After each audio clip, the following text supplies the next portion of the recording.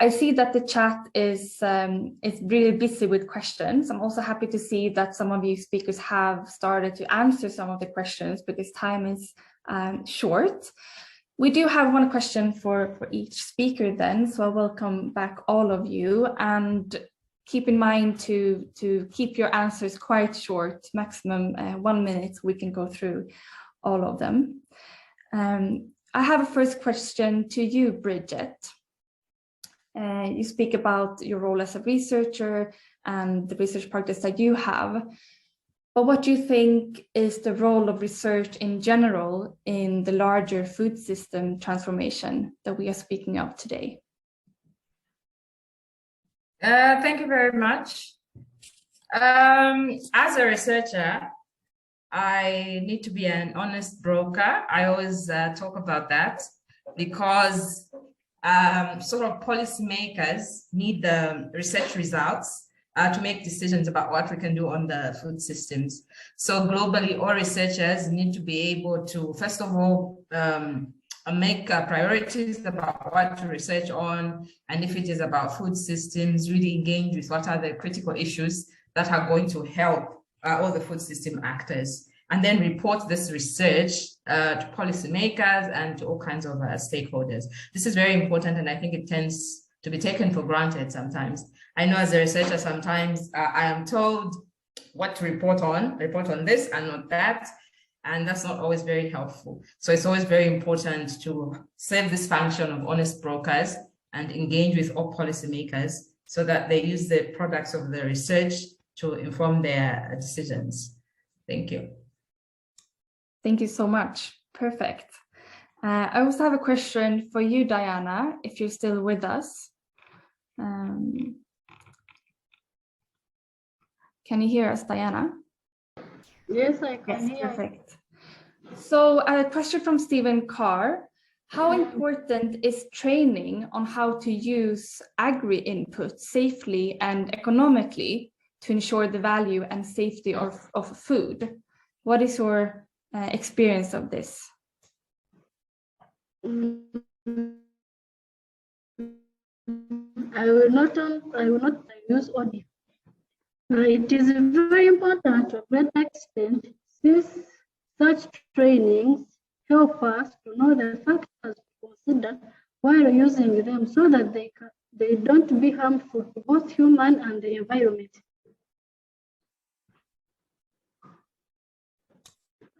Perfect. Thank you so much. You're welcome. We also have one question for you, Marija, regarding Sweden's pathway towards food system transformation. How do you see the role of a multi-sector network like SIANI in Sweden's pathway towards food system transformation? Thank you for that question. My favorite question, I think. You are absolutely crucial, of course. It is exactly moments like this when we are able to speak across boundaries and with different stakeholders that help us get more informed in the policy field, because our structures are very much the formal ones, other ministries, maybe agencies, other countries' ministries and agencies, but we don't have the connections with people on the ground as you do. So creating these kind of moments, these kind of conferences and seminars is perfect for us, and you do an excellent job with that, bringing all this knowledge that you collect to us. So thank you for that, and it's very much appreciated. Thank you. I'm happy to hear, and happy that you portray that message as well to the members and followers that are here in the audience today. A last question then to Siobhan. You talked about the coordination hub in Rome and moving forward from the Food System Summit. But how do we make sure that marginalized groups such as youth, women, smallholders across the whole value chain, or indigenous communities are incorporated in the pathways and actions toward this transformation? I'm thinking both as stakeholders in the food system, but also as actors themselves in the transformation.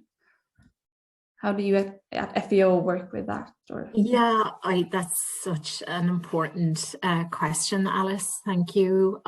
Well, in a first instance, I refer to it in the presentation, the importance of institutional capacity. These actors really need the institutions, strong institutions that have strong capacities to be able to engage in an equal footing in the dialogues. So actually, ironically, from my experience, farmers represented by cooperatives are often the strongest voice in the room. I spent a lot of time working on agricultural value chains. But we do a disservice to the voice of the farmers if they don't have their counterparts, for instance, in the value chain there at the table. So for instance, traders, processors, the small actors, they are not absent, or the voice is very weak. Equally, Indigenous people, if they play an important part in a country, in the food system, the youth also, you know, they're the ones that are driving and involved in startups and innovation. And so, yeah, so it's really important that there is emphasis and investment in the institutions that support these actors within the food system. I hope I've answered your question. yes, you did. Thank you so much. And something that SIANI can also be inspired by when we work with these right holder groups as well. Thank you so much. We only have time for these questions, but I know that you've answered some of them in the chat. So I encourage all of you in the audience to go to the chat and also see what our speakers have answered to some of the questions that are in the chat. Super interesting answers and super interesting questions as well. And I'm happy to see that the discussion is ongoing.